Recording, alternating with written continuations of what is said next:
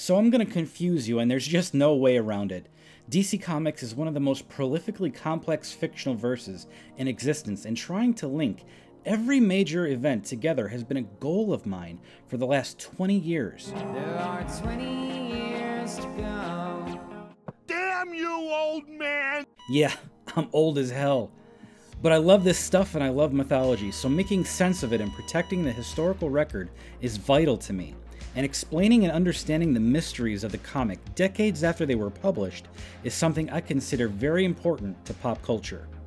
An air of mystery is great for the reader. It's inspiring, fun to debate, and makes the experience more enjoyable.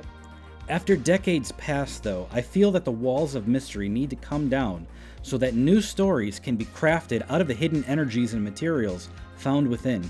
This is entirely speculation and just my theory, but it comes after studying DC history for over 2 decades, and also speaking to many of the content creators for a book that I am writing, of which I can't thank them enough for, but I wanted to get my ideas down here in video form to summarize what I've come away with after all this time.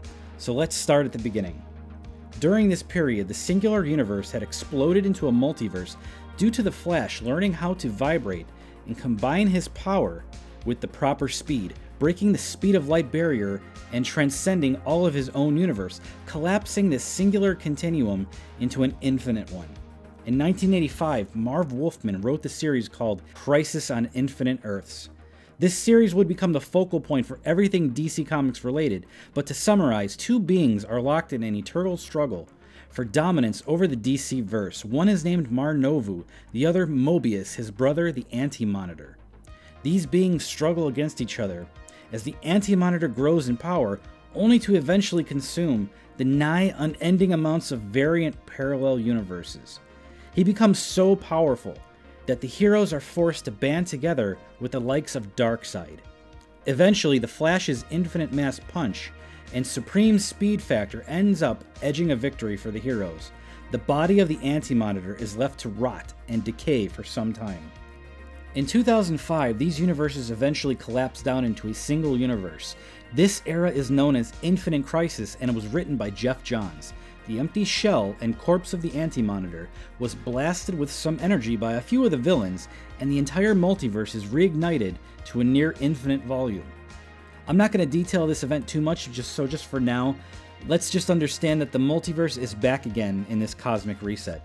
2007 to 2008 would prove a new focal point for DC Comics on a historical level, as 3 important series were successively released at the exact same time. The first was Final Crisis, with a release of May 2007.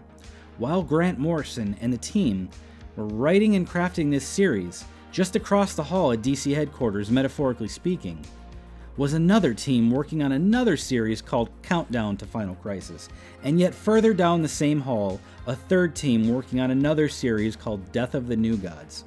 May 2007 would see the first released issues of both Countdown and Final Crisis.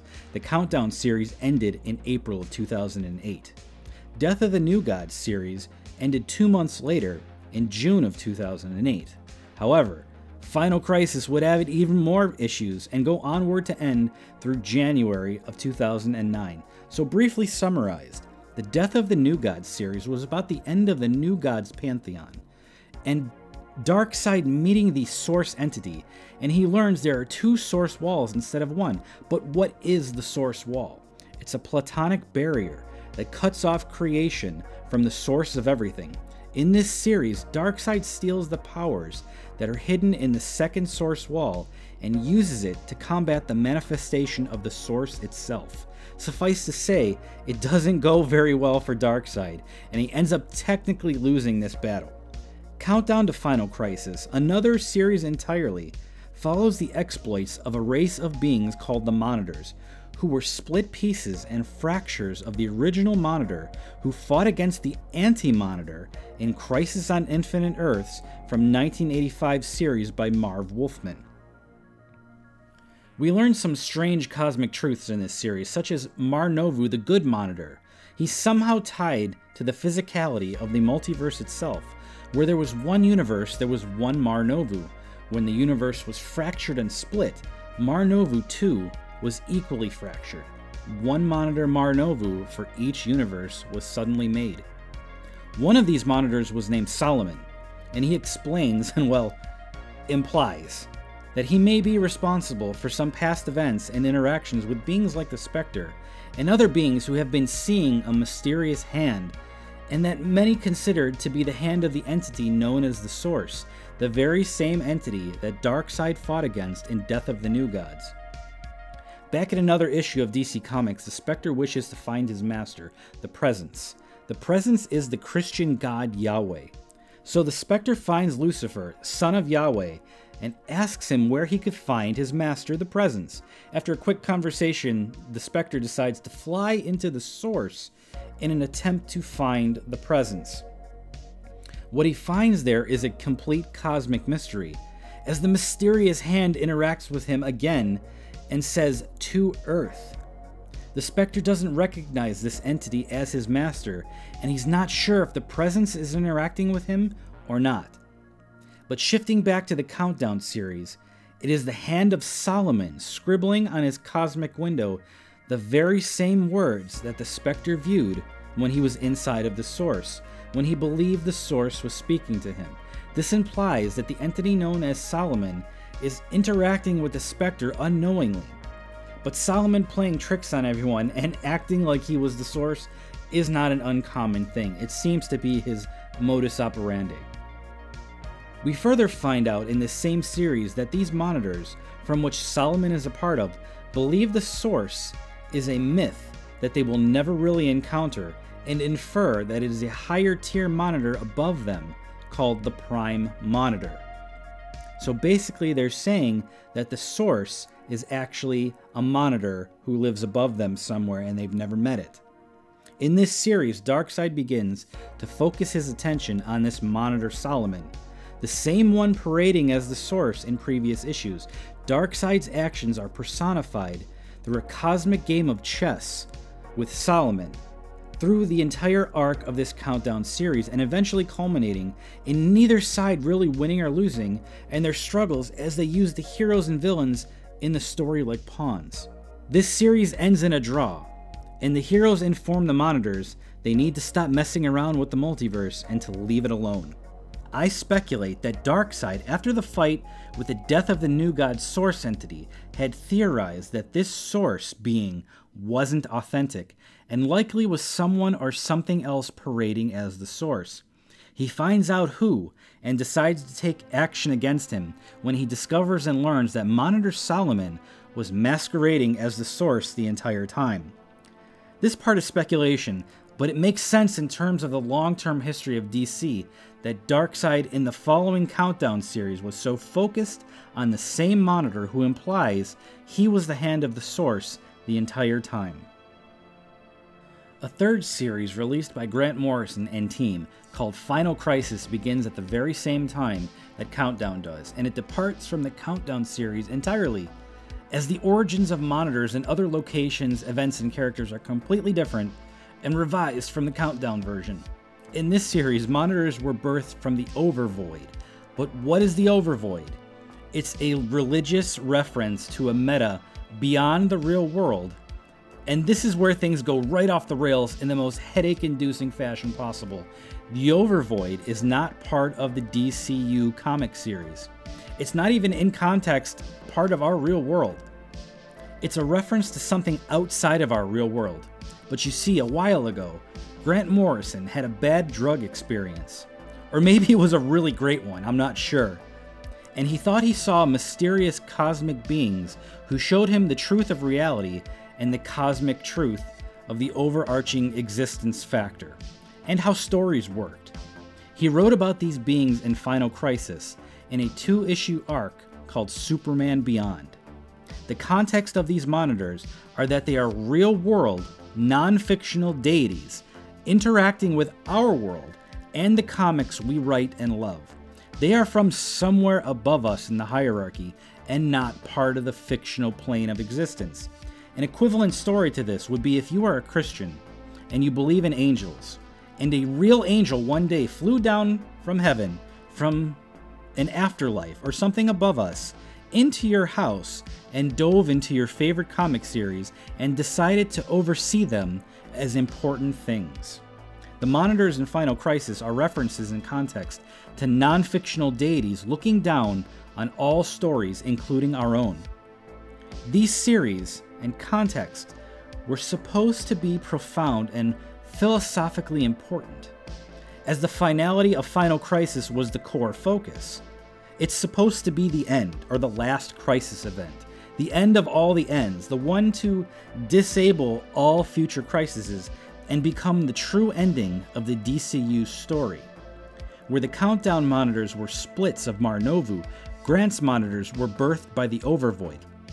Grant says all fiction is contained by Planetime, a notion of fictional history as a whole.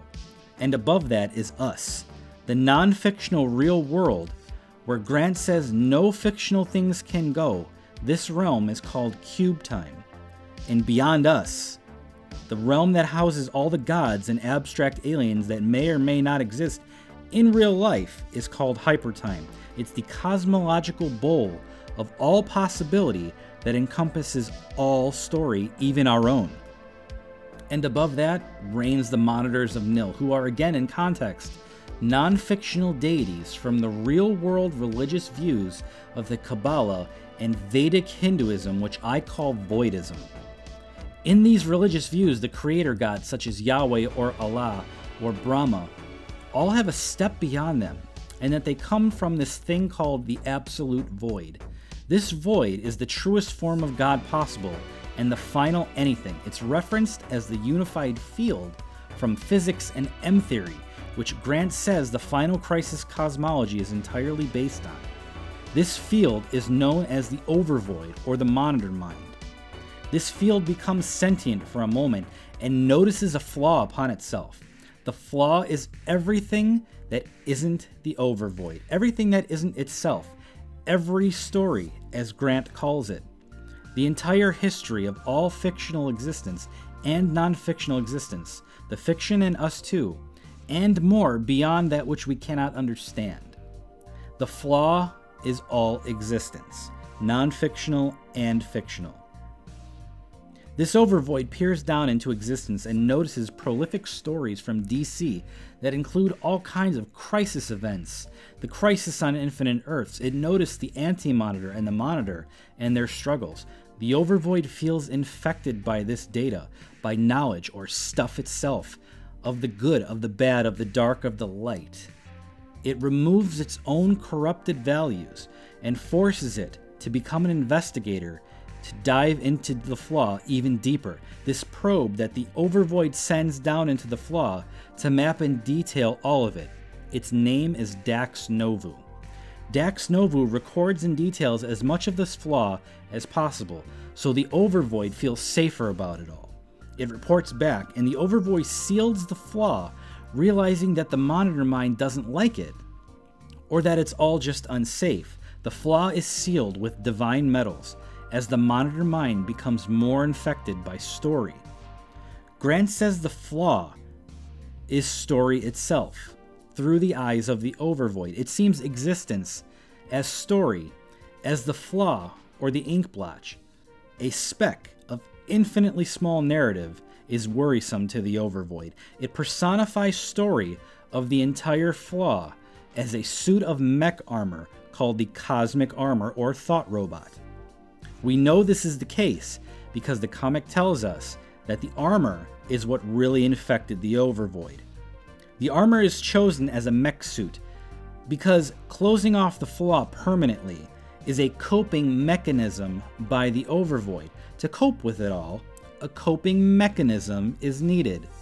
This is why a mech suit was used to designate the flaw of story itself and embody all story to the Overvoid. A coping mechanism is a safe one, the most safe one possible, the visage of Superman. The hero that invokes safety and heroism more than anything else in the flaw. This silent sentinel watches over the flaw as more smaller monitors like Dax Novu are made. Their world forms around this thought robot, and they consider this thought robot suit a cosmic mystery. They sprout legends about it, and myths all around it, trying to answer the ultimate question of what it is. They speculate it's a weapon made by the radiant Dax Novu, their hero and friend, their family. Eons of no time pass in a timeless place called Nil around this cosmic armor. As these monitors develop lives of their own, Dax Novu finds a wife in one of these new monitors and has a son named Nix Wotan. During this period, Dax Novu starts to feel corrupted the same way the monitor mind did long ago, and to protect everyone from himself, he locks himself in a coffin, so to speak, and leaks the legend that Dax Novu gave his life to chain the dark beast within that same coffin, the pit as they called it. The elder monitors knew the truth, but his wife, Zilovala, wife of Dax Novu, did not know this, and she believed the legends that Dax sacrificed himself to save everyone, but that wasn't true, as Dax was nearby all along, fighting a losing battle against his own foreseen corruption. During this series, Darkseid destroys much of the multiverse and realizes that anti-life being released into the multiverse is the only way forward. It begins to consume the realms below the Monitor Sphere. The Spectre leads the charge against Cain, who has risen from a prison invoked by the Presence. And the legend goes that Cain can only return when the Presence is dead. It is said by Cain that God is dead, and a new God will rise and take his place. The Spectre and the Radiant say that their essences cannot perish until the passing of the Almighty. This is important, so don't forget that. Cain fights the Spectre, who seemingly is losing the fight until the Spectre unleashes his full power and overcomes Cain using the Spear of Destiny against him. Eventually, Lois Lane and many others succumb to this plague, and Superman has no way of healing her.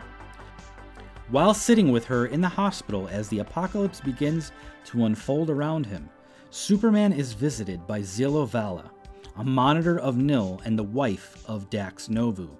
She explains that he must come with her to her home in order to save the Orrery of Worlds from the ultimate threat.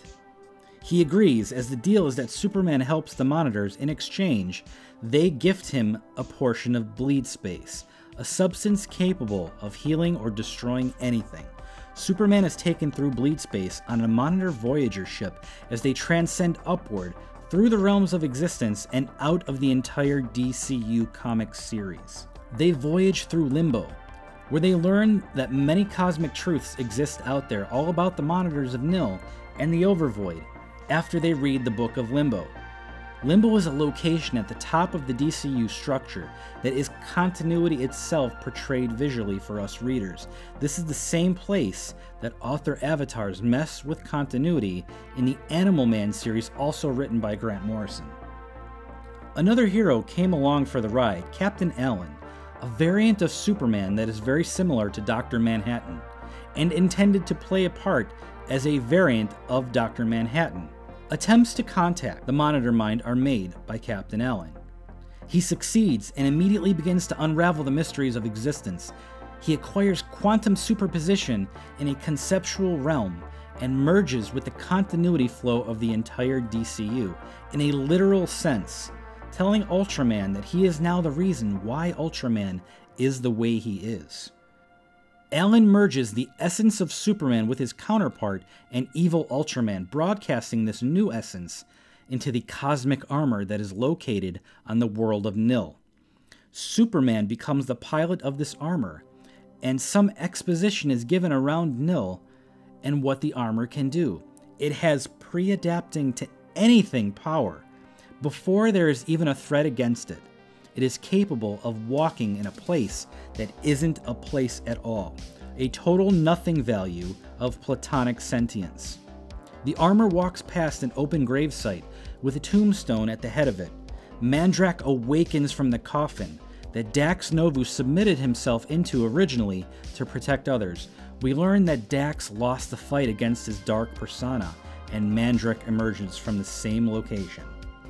The final crisis of monitors is upon everybody, and the armor does battle with the former Radiant One, now known as the Dark Monitor Mandrak. The stronger he becomes, the stronger I become to oppose him, Superman says. These two beings showcase inabilities to run out of energy or power as they fight. They gain more of it and transcend the other's power over and over and over for a time that is not calculable or quantifiable.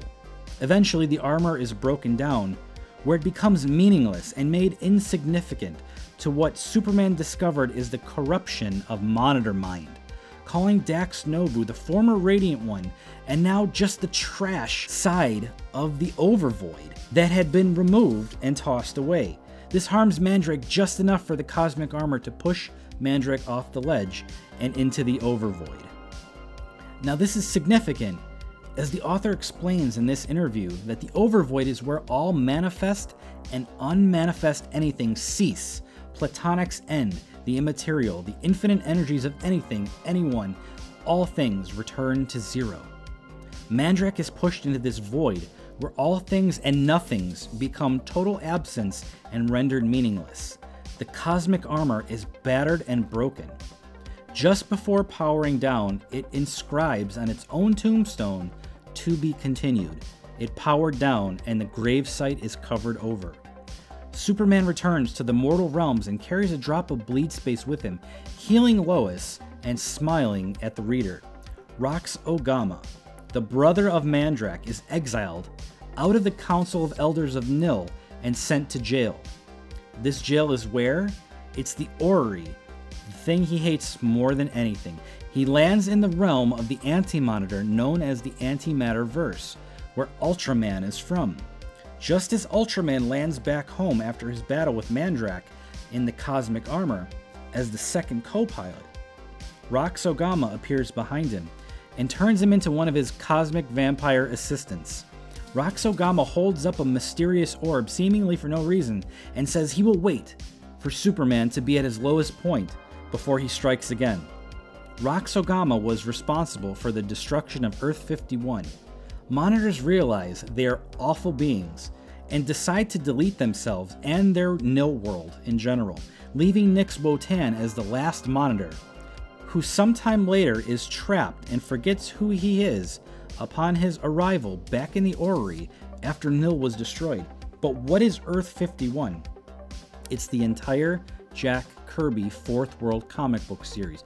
Take note here, as Final Crisis showcases that the Presence is dead, and Kane is released because of it. The god of the Fourth World, none other than the Presence. Rox Ogama's orb was no random object. We have seen this object before. This orb was the same orb from Vertigo Lucifer series written by Michael Carey in the year 2000, where the Presence shows Elaine, the new god that will replace him, what creations are all about. This orb is the same orb that Rox Ogama took as a trophy. How do we know for sure? Well, I was the first person to place these images in Photoshop and darken them, revealing some hidden stuff that they are very familiar inside of the orb itself. You can't really see these details with the naked eye, and it requires de-lighting techniques in photo editors to see properly. These are the same thing that have been hidden by the illustrators. Rox Ogama killed the Presence and took his orb as a trophy just to prove it. All the way at the end of time, Darkseid has taken over the multiverse to the point that nothing but the Watchtower was left. Darkseid appears in his true form and is sung out of existence by Superman using a secret creative vibrational pattern that can erase platonic beings from existence. After Darkseid is ended, Rox Ogama appears as the sole survivor, unaffected by the entire collapse of the multiverse at the hands of Darkseid. Superman uses Element X to power his miracle machine and wishes for a happy ending. Nix Wotan's mind is reawoken, and he remembers who he is due to the wish and immediately teleports to the final battle zone with Rox Ogama. We find out that a piece of Mandrake was consumed by Rox Ogama, and that Mandrake is not fully defeated. Nix, the son of Mandrake, arrives and pulls the Green Lanterns and all variant Superman renditions, as well as other beings into the area, as well as the Pax Day Army of God. The Pax Day are the Angels of the Presence, who are very, very upset with Roxogama. They are vengeful, and I will let you guess why the Pax Dei want revenge on Roxogama specifically.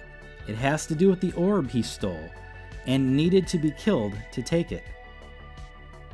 Everyone fires on Ultraman, servant of Roxogama, and the combined power of all of them does nothing to him. The Pax Dei army combined with everyone else wasn't enough. And it wasn't until Nix Wotan chants with the Green Lanterns that they are fully endowed again and back to 100% power, before they can create a cosmic stake that will kill the vampire Roxogama.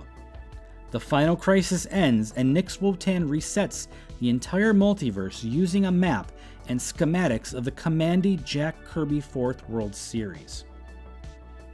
Okay, so why detail Final Crisis so vividly and not the other series? Well, if we jump back to the 1970s with Jack Kirby's 4th World comic series, the Flying Monitors, who look an awful lot like Zilovala's monitor race of Nil, attack the New Gods and drop a substance called Element X. Darkseid, after hiding in a bunker from them, picks it up and uses it to power his technology from then onward. This event we are witnessing takes place all the way back at the beginning of the DCU before any crisis events. These monitors are timeless entities, can flow through any era of the DCU that they wish. They attacked eons before Crisis on Infinite Earths.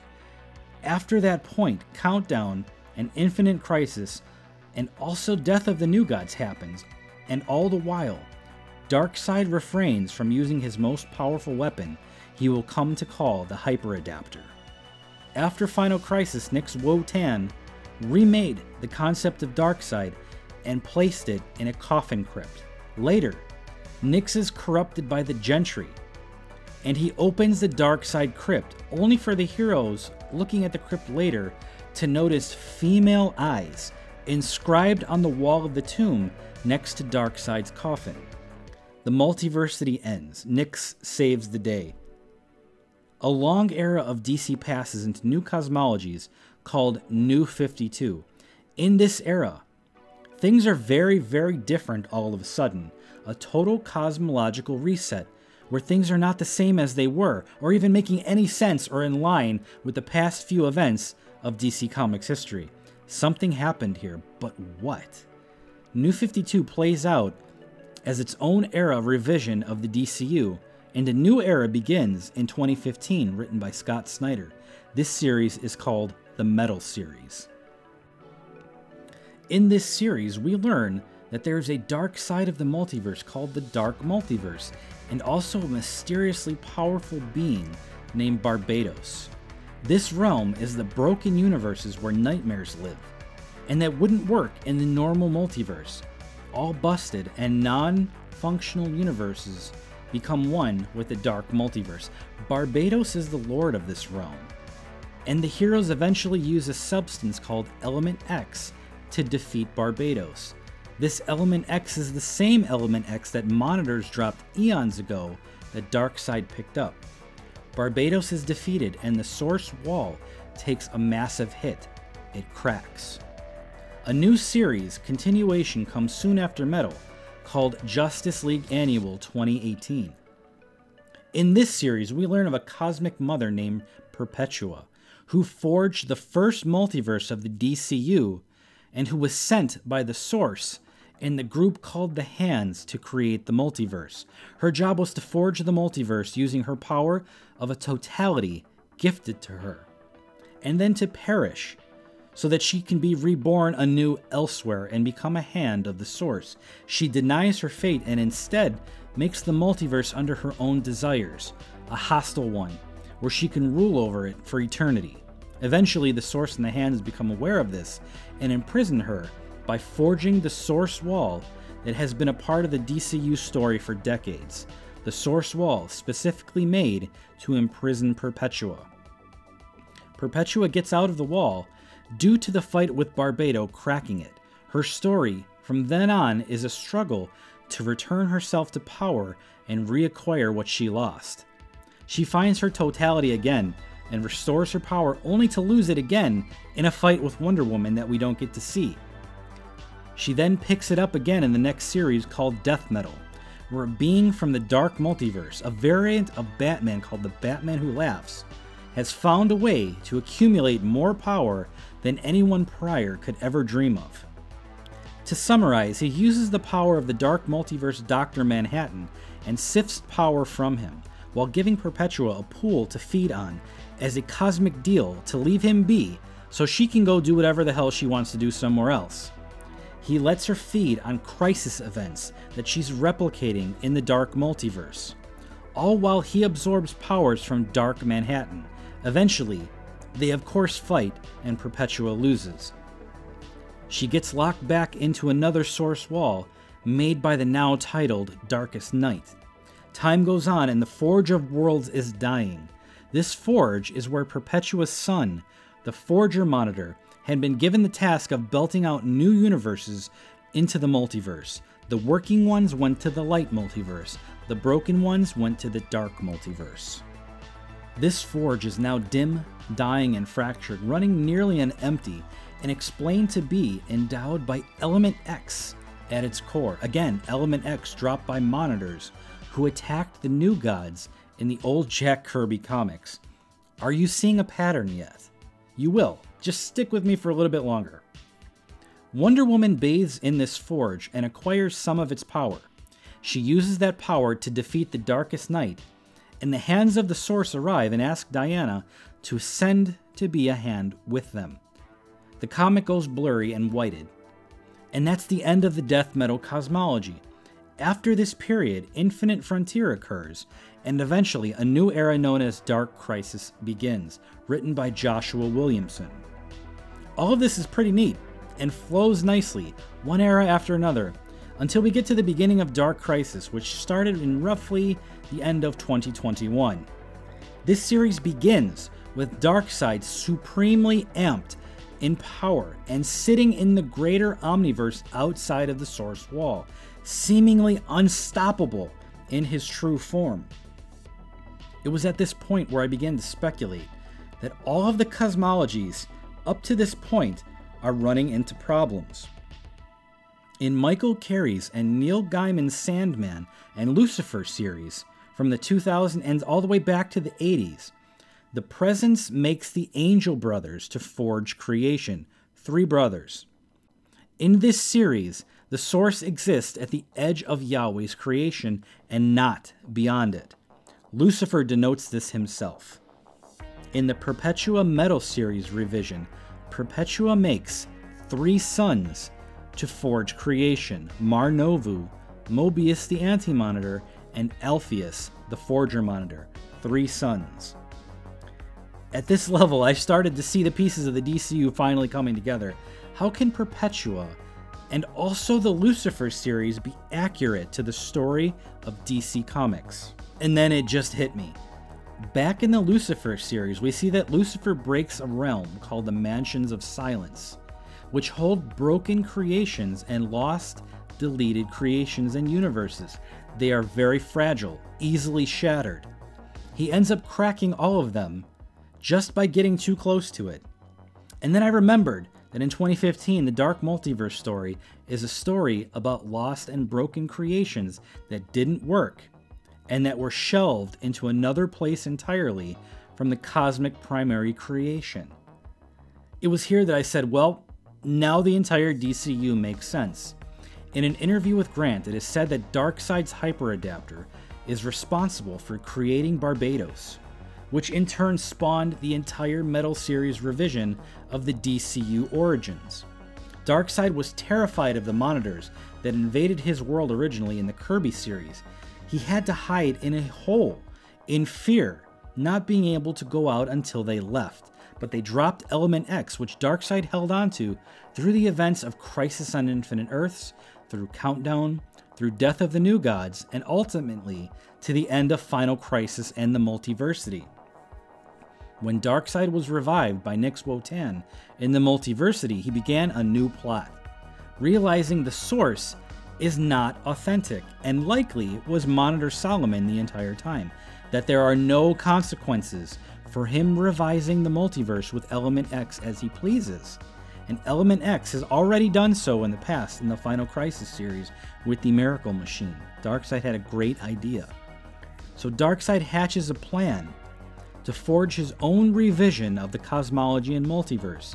He uses Element X in the hyperadapter after the New 52 era. His new cosmic truth? The story of a cosmic goddess that was etched into his tomb that Nyx left for him, expanding on that lore. Perpetua. A hand of the source, a dark multiverse. This is one of his creations. The second part of his plan, another creation entirely, where beings known as the Presence crafts 3 sons in the form of the angels to fill creation with energies and let them grow naturally. Eventually, one of them wants to escape and leave this creation, accidentally breaking the Mansions of Silence, which are one part of the cosmic window of hypertime. Darkseid makes one creation, the entire Vertigo cosmology. Inside of it, he hides a second omniverse, inside of the Mansions of Silence. Among the cracks is a verse with a new god named Perpetua, who crafts her own version of history in her own contained space. In this space, Lucifer and the other angels are nowhere to be seen. They are not seen because they are all staying in the other creation that Darkseid started and seeded, where he wrote a god named the Presence to be a total jerk, a total asshat, who everybody in the comic believed is bad and unloving as a god. Doesn't that sound very familiar? And it makes a lot of sense that a god written by Darkseid would behave just as the Presence did in the Lucifer 2000 series. Eventually, Lucifer escapes into the void and finds the Presence waiting there for him, as the Presence formally and suddenly wanted to leave. He tries to leave Elaine in charge. He wants to leave very badly because his son Lucifer broke something that was connected to another area of hypertime entirely known as the Metal Series creation, a totally separate backup that Darkseid made with the hyperadapter. Lucifer wants nothing to do with the Presence and flies deeper into the void. The Presence also flying into this void is not in line with what Lucifer wanted. He would eventually run back into his father no matter what. So it makes sense that during this event, the Presence went back to that crack in the Mansion of Silence and entered a hypertime lane that leads to the Perpetua cosmology creation. That event of the crack that Lucifer caused in the Mansions of Silence manifests itself as the Barbados crack in the source wall during the Metal series. These events happen at the same time. The Presence now goes back to the Metalverse cosmology, as it shares the same structure as the Vertigo one, where the Source and the Presence are exactly the same entity. The moment that the Metal series cosmology ends, at this moment, when the hands take Wonder Woman to become a hand as well, that entire creation ends and is disabled by Darkseid, whose true form was in control of the deletion of this entire creation, as he was the one who made it. Darkseid's plan either came together perfectly and he acquired enough power to sift from this creation, or it didn't work out and he decides to end it. This creation dies, deleted, but not before the Presence interacts with Darkseid and is told to go back to the classic Vertigo creation where he was originally overseeing it all before he let Elaine take over. Having interacted with Darkseid so closely in his true form, the Presence is corrupted to the point of being unrecognizable. The Presence returns to the old creation, dark, mean, and evil. This explains why the 2016 Lucifer series showcases the return of the Presence, but he is now horrifically evil for unknown reasons. The reason is that he went back to rule over the Metalverse cosmology for a while before Darkseid ended it. And then, after it was ended, he went back to his old home where his angel sons still live. To make a long story short, Lucifer finds out the Presence is greatly weakened and easily killable. So he does just that. Using the heart of a dead angel and this special sword, the Presence is officially ended for good. Mind you, this presence we see is not the same presence we heard of from Final Crisis, the one that was murdered by Roxogama, but the presence here in the Vertigo Lucifer series and the Metal series are another replicated presence that Darkseid made. The reason Darkseid created the Vertigo and Metalverse cosmology with the Hyper Adapter was because he was tired of losing and needed to forge a creation using Element X so that he could sift power from it freely without anybody else bothering him. These cosmologies came to an end after the Darkest Night War, and Dark Crisis picks up right after with Darkseid fully endowed with insane power out of nowhere.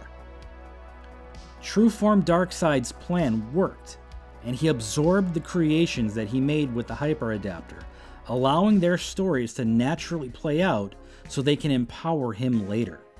DC Comics is hyper-connected, no matter where you look.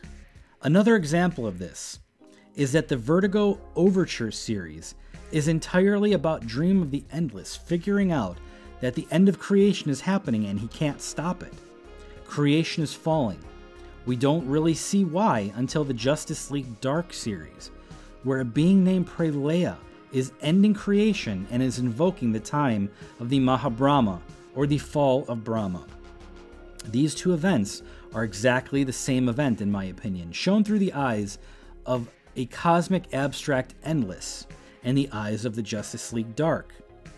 Dream's creation is ending because the time of Prelaya is upon him, and the cosmic reset ongoing that Dream was starting to begin to realize was happening was manifesting it as the World Tree, helping the Justice League Dark beat Prelaya. These events are exactly the same, showcased through the eyes of different authors and through different characters in the comic books, similarly to how Marvel's Galactus is viewed differently visually by everybody who looks upon it from a different race of beings. So too, Lucifer's breaking of the Mansions of Silence was the same event that broke the Source Wall in the Metal series, as these cosmic beings' actions are manifesting themselves through the actions of mortals in the lower realms. Every series is connected to some other series in the DCU, no matter where you look. Some event is explained or basically defined as the same event in a later time or far in the past. At the end of Dark Crisis, we learn that the greater omniverse is not quite real, and it was a delusion of the House of Heroes and of Pariah, who was a total nutcase. We learn that Lex Luthor and Batman both are onto the truth of how the entire realm of existence functions. Hypertime is not exactly part of the Omniverse, according to this chart that Bruce Wayne compiled. Hypertime is where the fabric of creations exists, and it holds all of them. All creations reside somewhere as a variant within the loom of Hypertime. The Omniverse of this cosmology, that this Batman is currently in, has begun to understand and prod more to find that his existence and his Omniverse is just one part of Hypertime. That Hypertime contains far, far more than what Alpheus, the Forger Monitor and son of Perpetua, had made. This implies that the Forger Monitor's Hypertime is a contained mini-fabricated Hypertime that was written by Darkseid to be exactly the same. And outside of that entire Perpetua-verse cosmology existed the Dark Crisis continuity, where the true form of Darkseid was waiting for it to end so he could steal its energies as a byproduct, and that was to completely free him of all the problems that he was having prior, and to end the existence of these two creations and essentially leech them for his own gain. These energies empowered Darkseid at the beginning of the Dark Crisis saga, and it was his plan to forge new creations far away from all the others in the realm of Hypertime, somewhere else. 2 of them, 3 of them, it didn't matter, but one of them was the Vertigo cosmology, with Lucifer as one of the 3 beings who detailed the multiverse as the son of the presence. The other, another creation where Perpetua was the creator, who made 3 sons in the form of Monitor brothers to detail the multiverse. As you can still see, There's one single event that occurred in DC history that is completely immutable and cannot be changed, and that was Mandrak drilling through the multiverse to sift bleed back to nil. No matter the cosmology, these drains are still there after the multiverse has been reset many times over by a substance called Element X that Mandrak and the Nil monitors were responsible for. The Forge of Worlds that Alpheus used in the Perpetual Verse to make his multiverses, Element X powers it. The Hyper Adapter that Darkseid used to create his own multiverses, powered by Element X. The Miracle Machine from Final Crisis, powered by Element X. Every major event in DC seems to be powered by this substance, and there is just one lord of it, one group that can bottle and refine it, the original Nil monitors from Final Crisis. These monitors, as you can recall, exist beyond Hypertime, and beyond the entire DCU as a whole. They even wrote the meta guidebook and sent it down into the comics so that the heroes in the story can see what the most intense future threat to the comic book was, and that was the Empty Hand and the Gentry. So too, we need to dive into why this happened, and why did any of this go onward? Why did Darkseid do this? And it's all this thing's fault, the cosmic armor. But what really is the cosmic armor? Well, it's story. It was how the Overvoid wanted to personify the story of the entire Flaw from start to finish. All of the stories of the DCU and everything else in the Orrery, past, present, future, it doesn't matter. Remember, the author calls the Flaw of Existence story, and story infected the Overvoid, but it's detailed later that the armor is actually what infected the Overvoid. Here the author says again, the Flaw is story, and can be seen as story itself. And back in 2008, Grant says the Overvoid protects itself from seething story and generates monitors to help it understand it and keep it in line. The grave that the armor walks past is a pre-dug grave for story itself. The armor is cosmic plot armor. It is the plot visualized by the Monitor Mind, and Mandrak, the opposite, the eater of story, the anti-story, the ultimate threat to devour story itself. So the armor walks past its own grave, where the story is not dead yet, the story of all things fighting for its life and right to exist onward, or be consumed by the meta-narrative that the Monitor Mind makes in Mandrak to go fight it. The armor didn't really win, and only beat him on a technicality. It walks back to near its grave, and the plot hole is filled in permanently. Story no longer has a plot hole. It's filled in, and all of the plots are filled. All of the plots are covered, no matter what the case is, with this one explanation. To be continued. The armor inscribes on its own grave of all stories that ever will exist or that ever did exist, that they will never cease. Darkseid formulating his own creations later, and the cosmic events that don't make any sense, the plot holes and the inconsistencies, all of the plot holes, quite literally, covered up and patted down to rest by story itself personified. The reason Darkseid made those creations and used the adapter to forge his own story of creation of Barbados and Perpetua. The reason why the Dark Presence became dark and was killed by Lucifer, and why Darkseid later accumulated sudden immense power at the end of the Metal Wars. Because the Overvoid allowed story to continue onward forever, and story showed its value to the Monitor Mind, and it was allowed to proceed indefinitely. Story will not cease, because the cosmic armor Superman, etched into the gravestone of all story itself, all meta plots and narratives. That story will be to be continued. So if you agree with me, I would love to know that, but I'd like to move on and wrap this up to the end of the point with 2017's Dial H for Hero. Now, in this series, the main character, Robbie Reed, is from this place called the Heroverse, and the Heroverse is where all the heroes and villains and their possibilities come from. And Robbie Reed is what is known as an operator who operates the H dials or the Y dials, And these are special little devices that are scattered all around the multiverse. And we learn in this series that the entire multiverse is an H-dial. And just like a rotary phone from back in the day, the number 0 is what connects everybody to the past operator. The number 0 is listed as nil location from Final Crisis and Superman Beyond. This is where the Cosmic Armor and Mandrak had their fight. Now, if the operators are located in the number 0 on the H-dial, and Robbie Reed says Superman is the last operator who used to live there. Now, we know that the operator is located formally at the 0 location on the dial. The 0 location is nil. When was the last time that Superman was in nil? Well, that was while he was fighting in the Cosmic Armor.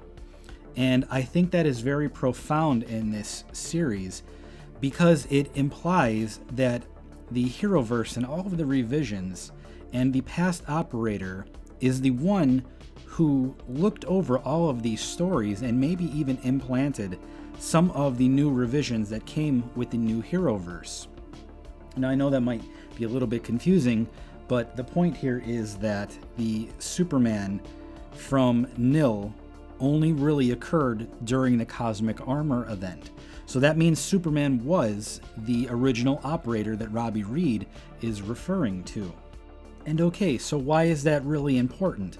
Well, the two lead characters, Summer and Miguel, go through a trek of the entire continuity of DC Comics, spreading hope and love throughout every single continuity from DC's origins, from the beginning to the very end. And we all understand that the DC Superman narrative is always based on hope.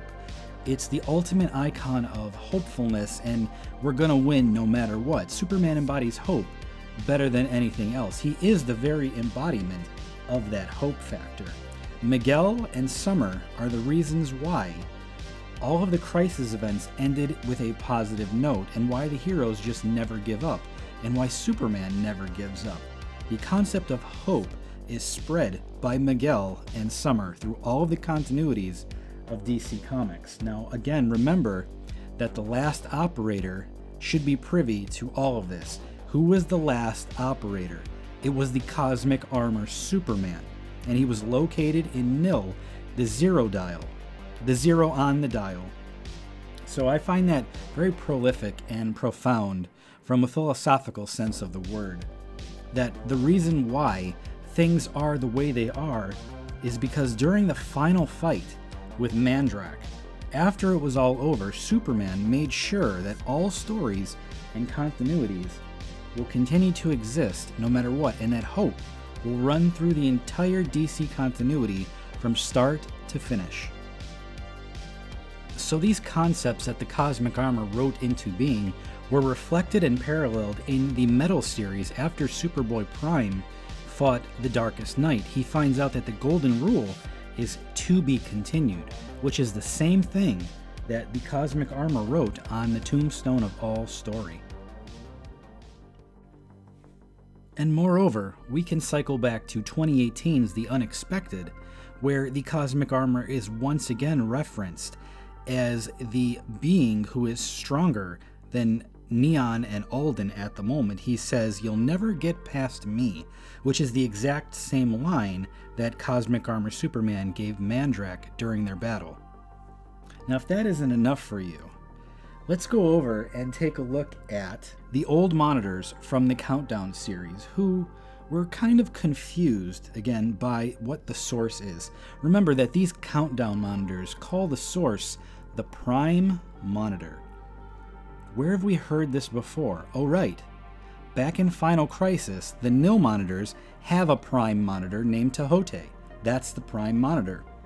That's weird, isn't it? So my point around all this is that everything is connected, and different events in different comic continuities all flow within each other through the eyes of different beings and different abstracts. One event might look a specific way to one person, one entity, and I found that this is the best theory and setup that I can come up with that explains the entire DC continuity from start to finish without any severe plot holes within it. Yes, of course, there's some holes here and there, but, you know, I think the gist of it really fits in with the cosmic armor filling in the gravesite of plot and story itself, making sure that any and all of the plot holes in DC continuity are covered up by itself and made protected by the armor itself before it powered down. So to me, that explains the entire DC hierarchy and cosmology from start to finish.